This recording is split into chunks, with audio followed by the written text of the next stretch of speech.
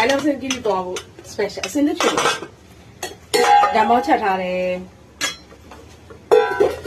ဒီမှာ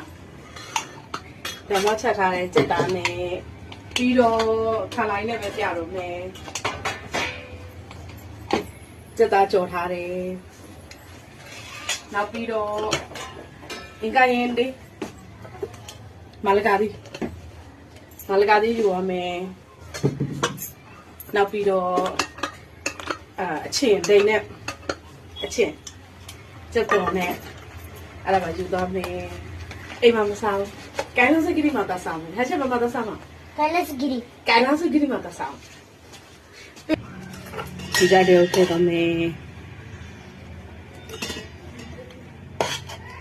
ဘီလီယာနီတော့မဟုတ်ဘူးကိုလောင်းစက်သားနဲ့ထမင်းနဲ့ရောချက်တာလေစက်သားဟင်းမို့ရေမထည့်ပဲတော့ကောင်းကောင်းချက်လို့ကြော်ထားစက်သားဟင်းကြရအောင်ဖိကနေထမင်းယူရတယ်